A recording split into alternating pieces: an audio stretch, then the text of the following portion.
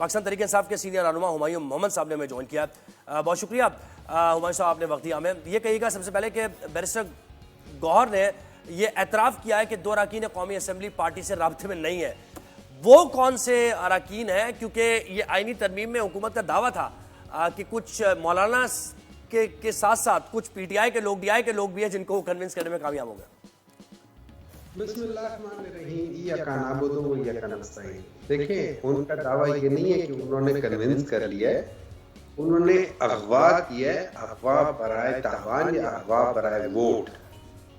انہوں نے ان کو کسی پریشر کی وجہ سے وہ ان کو پریشرائز کر رہے ہیں کہ وہ ہارس ٹریڈنگ میں حصہ لیں اور جو ان کی افیلیشن جس پولیٹیکل پارٹی سے ہے اس پولیٹیکل پارٹی کے خلاف ووٹ دیں.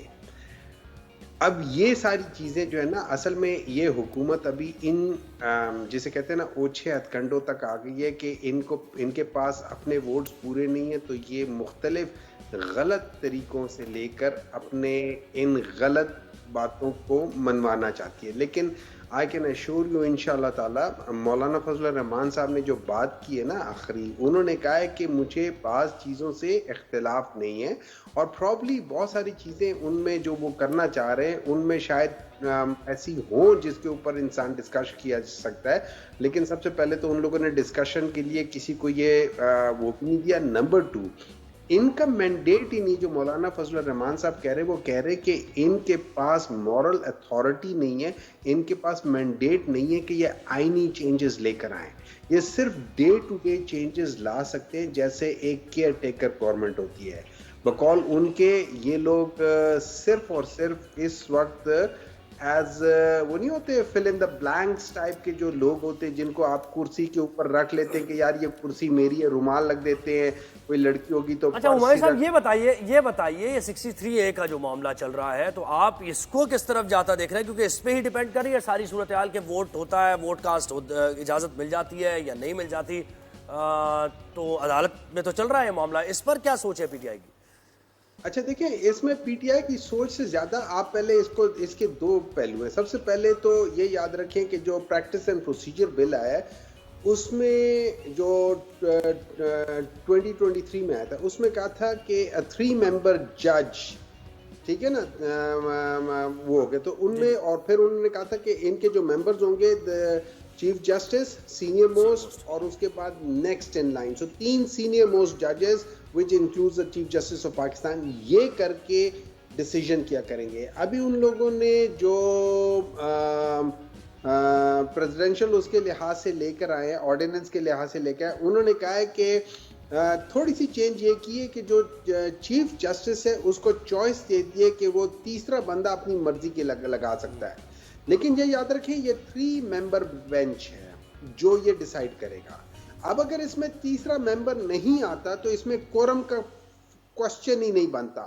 سو دیٹ مینز یہ اس وقت تک بینچ نہیں لگا سکتے جب تک تینوں ممبر بیچ میں بیٹھے نہ ہوں. تو ایز آف ناؤ جو بھی یہ بینچ بنائیں گے وہ بینچ جو ہے اللیگل ہے، کیونکہ جب تک جسٹس منصور علی شاہ ان کے ساتھ نہیں بیٹھیں گے یہ بات بنے گی نہیں، 3 ممبر بینچ بنے گا نہیں.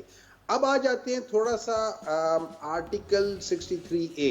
یہ یاد رکھیں آرٹیکل 63 جو پارلیمنٹیرینز نے بنایا ہے اس کے پیچھے ایسنس یہ تھا کہ ہارس ٹریڈنگ نہ ہو. بالکل ہارس ٹریڈنگ کو پریونٹ کیا جائے اور جو کر رہا ہے اس کو سزا ملنی چاہیے. یہ اس کا بیسک مفہوم ہے.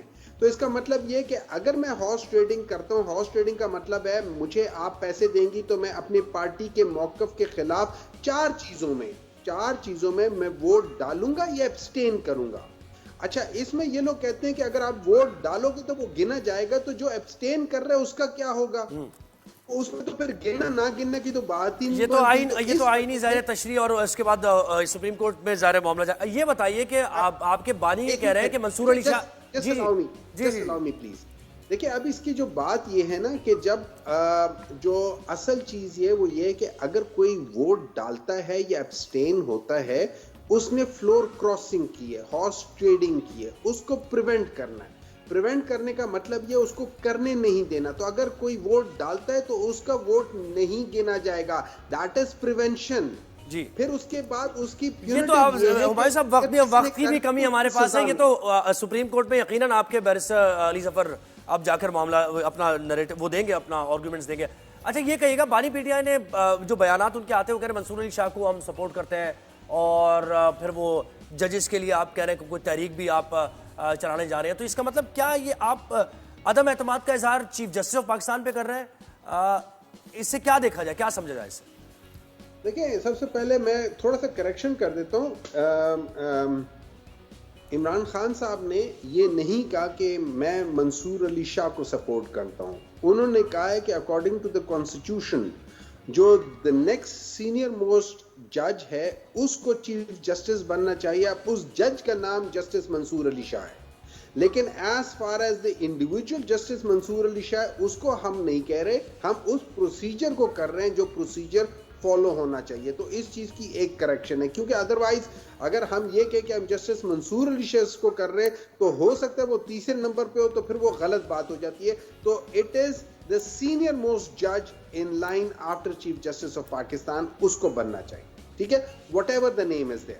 ایک. نمبر 2, جسٹس قاضی فائز عیسیٰ نے اپنے آپ کو اتنا کنٹروورشل کر دیا, انہوں نے ایسے کر دیا کہ وہ جسٹس منیر, اگر جسٹس منیر کو آپ جیسے کہہ رہے ہیں نا کہ ایک ہے تو یہ پھر پرو میکس بن گئے, جسٹس منیر پرو میکس ہیں. ٹھیک ہے, انہوں نے وہ فیصلے کیے ہیں کہ جو جب ریٹروسپیکٹیولی جب لوگ دیکھیں گے تو شاید ان کو جسٹس منیر سے بھی زیادہ لوگ کرٹیسائز کریں گے. سو انفارچونیٹلی ان کے پاس ایک اپرچونٹی تھی نام کمانے کی, انہوں نے نام کمانے سے زیادہ انہوں نے پتہ نہیں کیا کیا ہے. سو میرے لحاظ سے یہ کہ he has done a great damage to himself, his reputation has really gone down. جی اچھا, ایک اور چیز سرورت, انقلاب کی بات کر رہے تھے علی امین گنڈا پور. بالکل, تو وہ انقلاب کیا انقلاب ہے, کس ڈائریکشن میں وہ لے کے جا رہے ہیں اس بات کو؟ دیکھیں, میں آپ کو ابھی آپ لوگ جو بتا رہے تھے نا کہ جس لحاظ سے وہ غداری کے مقدمے اور فلانا, آپ کو یاد ہوگا, اگر نہیں ہے تو میں تھوڑا سا یاد دلاتا ہوں کہ ایک زمانہ تھا 1919 میں برٹش انڈیا میں ایک لا بنا تھا, اس میں preventive indefinite detention and imprisonment تھا. مطلب جو لوگ جو اس وقت کی آزادی کے لیے یا اس وقت کی چینج کے لیے کھڑے ہو رہے تھے برٹش انڈیا سے, جو کہ جن کے وہاں پہ کوئی ووٹ بینک نہیں تھا, ان کے خلاف جب کھڑے ہو رہے تھے ان لوگوں نے اسی قسم کے لاز بنائے تھے اور لوگوں کو پکڑ کے اندر کر رہے تھے, تو اس کے خلاف لوگ جمع ہو گئے تھے. اور جب لوگ جمع ہوئے تھے تو جیسے ماڈل ٹاؤن میں یہ جس وقت پی ایم ایل این کی گورنمنٹ تھی تو ان لوگوں نے جس طریقے سے پوائنٹ بلینک گولیاں ماری تھی, تو اس واقعے میں بھی گولیاں چلی تھی, اس کو یاد کیا جاتا ہے جولین والا باغ ٹریجڈی یا میسیکر سے. بالکل اسی طریقے سے اس میں جس طریقے سے تھا نا کہ آپ نے کانسٹیٹیوشن, ابھی آپ نے بیسیکلی یہ کرنا ہے کہ آپ نے کانسٹیٹیوشن کی وائلیشن ہو رہی ہے پچھلے 2.5 سالوں میں. 2023 میں 14 مئی کو کانسٹیٹیوشن کی وائلیشن ہوئی, سپریم کورٹ کی وائلیشن ہوئی, آرٹیکل 220, آرٹیکل 224.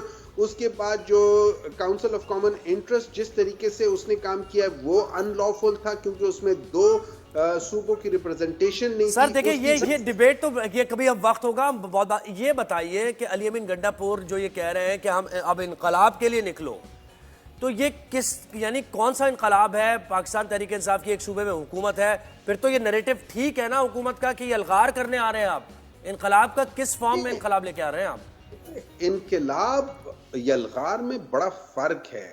ٹھیک ہے, انقلاب ہوتا ہے جب کسی ظلم یا کسی غلط کام کو ٹھیک کرنے کے لیے آپ باہر نکلتے ہو اور آپ اس چیز کو کریکٹ کرتے ہو. یلغار ہوتا ہے کہ اگر آپ کسی کو سبڈیو کرنا چاہتے ہو. وہ یہ 2 مختلف چیزیں, آپ کو ان کے مفہوم اصل میں وہی عمران خان والی بات ہے نا, ایک تو یہ ان پڑھ بہت ہے, اوپر سے یہ کوشش بھی نہیں کرتے. ٹھیک ہے, سو انقلاب اس ریفرنس سے ہے کہ یہاں پہ نمبر 1 ان کے پاس مینڈیٹ ہی نہیں ہے. اس مینڈیٹ نہ ہونے کے بعد یہ لوگ سارے غیر آئینی مطلب سپریم کورٹ ایک ڈیسیژن لیتا ہے, یہ ایک ایسا لا لاتے ہیں تاکہ اس سپریم کورٹ کے ڈیسیژن کو کاؤنٹر کر سکے. بالکل ٹھیک ہے. مجھے ایک بات بتائیں, جب آپ کی ایگزیکٹو آپ کی جوڈیشری کے خلاف اور جب آپ کی پارلیمان آپ کی جوڈیشری کے ڈیسیژنز کے خلاف بل پاس کرنا شروع کر دے, ادھر انقلاب نہیں آئے گا تو اور کیا آئے گا؟ بالکل ٹھیک ہے. ہمایوں صاحب یہ بتائیے کہ ابھی تو کرنٹ سچویشن ہم دیکھ رہے ہیں کہ کیا ہو رہا ہے, کریک ڈاؤن ہو رہا ہے, جلسوں پہ جو بات کر رہے ہیں ان کو پکڑا جا رہا ہے. اس وقت پی ٹی آئی کا کیا سٹانس ہے؟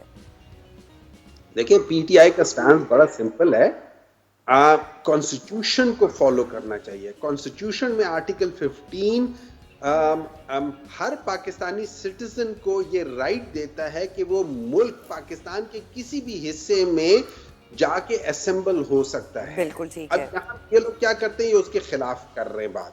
یہ لوگ جو خیبر پختونخوا کے لوگ آتے ہیں ان کو منع کرتے ہیں, دیٹ از اگینسٹ آرٹیکل 15. پھر آرٹیکل 16-17 آپ کو اجازت دیتا ہے, فریڈم آف اسپیچ کرتا ہے, فریڈم آف آپ لوگ پروٹیسٹ کر سکتے ہو, آپ لوگ ایک جگہ جمع ہو کے آپ جلسے کر سکتے ہیں. یہ ساری کانسٹیٹیوشن کے خلاف ہو رہا ہے اور یہی وجہ ہے اب آہستہ آہستہ لوگ ان سب کو ڈونٹ کھلانا شروع کر رہے ہیں. اب دیکھیں کہ آگے صورتحال کیسے بڑھتی ہے. بہت شکریہ.